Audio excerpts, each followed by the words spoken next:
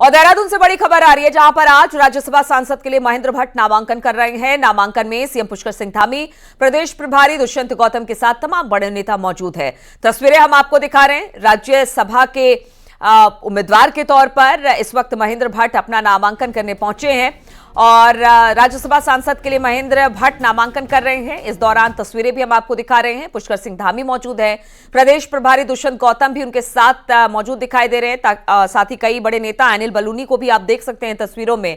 और राज्यसभा के लिए इन्होंने यहां से अपना पर्चा दाखिल कर दिया है। अगर संख्या बलों की बात की जाए तो बिल्कुल चुन लिए जाएंगे। संख्या बल इतनी है बीजेपी के पास कि आराम से ये राज्यसभा जा सकते हैं और चुने जा सकते हैं। अब जब इन्होंने अपना नामांकन दाखिल कर दिया है, तस्वीरें हम आपको दिखा रहे हैं। राज्यसभा के लिए महेंद्र भट्ट को अब राज्यसभा भेजा जा रहा है, क्योंकि अनिल बलूनी का कार्यकाल राज्यसभा से खत्म हो रहा है और उनकी जगह अब महेंद्र भट्ट राज्यसभा में पहुंचने वाले हैं।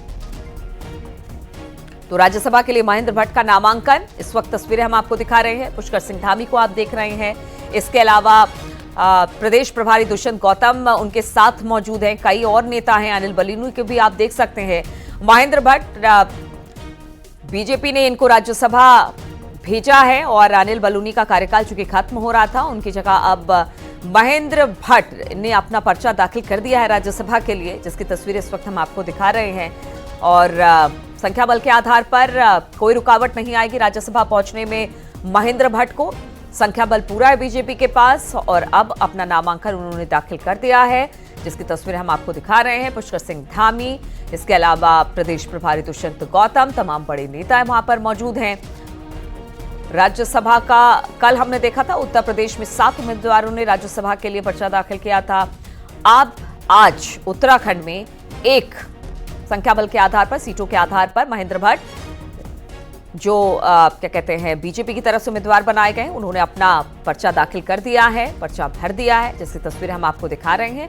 अनिल बलूनी अब तक बीजेपी की तरफ से उत्तराखंड से राज्यसभा गए हुए थे, लेकिन अब उनका कार्यकाल खत्म हो रहा है और उनकी जगह पर अब महेंद्र भट्ट राज्यसभा पहुंचने वाले हैं।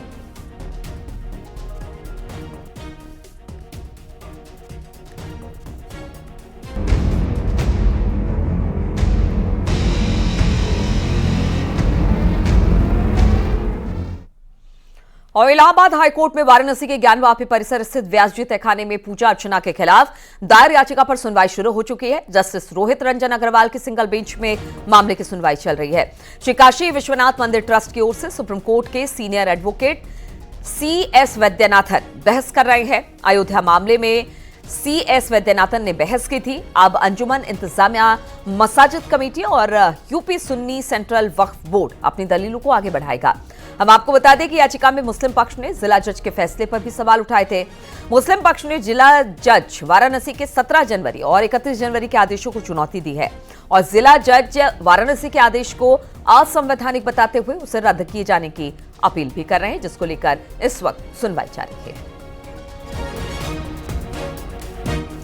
और एएसआई ने जब व्यासजी तहखाने को खंगाला तो वहां से ऐसा क्या कुछ मिला था, जिसके बाद हिंदू पक्ष ने दावा किया कि ज्ञानवापी परिसर में एक वक्त में मंदिर हुआ करता था और इस आधार पर वो इसे दोबारा पूजा करने के लिए खोलना चाहते हैं।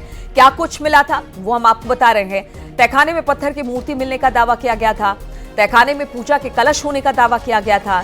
दीवारों पर मूर्तियां मिलने का अनुमान भी लगाया गया था, जबकि तहखाने में पुरानी शैली के खंभे होने का भी दावा इस एएसआई के सर्वे में था। जनार्दन, रुद्र और उमेश्वर जैसे देवताओं के नाम भी अंकित थे। देवानगरी ग्रंथ तेलुगु और कन्नड़ लिपियों में शिलान्यास कॉरिडोर के बगल में भी एक कुआं मिला था। और इसी पर बातचीत करने के लिए प्रयागराज से सर्वेश इस वक्त हमारे साथ जुड़ गए हैं। सर्वेश, सुनवाई शुरू हो चुकी है क्या?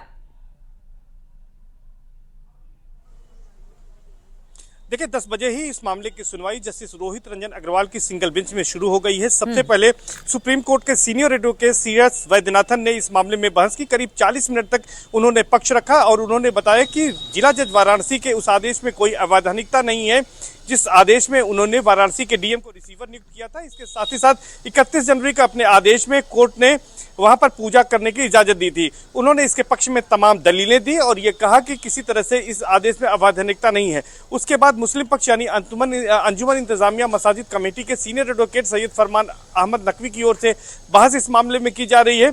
उनकी ओर से यह दलील दी जा रही है कि व्यास परिवार ने पूजा का अधिकार ज्ञानवापी ट्रस्ट को दे दिया था। ज्ञानवापी मंदिर ट्रस्ट के पास जब यह अधिकार है तो चुनौती देने का अधिकार ही व्यास परिवार को नहीं था। और इसके साथ साथ ये भी वहां पर दलील मुस्लिम पक्ष की ओर से दी जा रही है, क्योंकि उस बोर्ड के पदेन सदस्य डीएम वाराणसी हैं। ऐसे में डीएम वाराणसी को 17 जनवरी 2024 को जो आदेश जिला जज वाराणसी ने दिया था। ठीक है, इस खबर पर हमारी नजर बनी रहेगी। सर्वेश, बहुत बहुत शुक्रिया आपका। लेकिन इस वक्त एक और बड़ी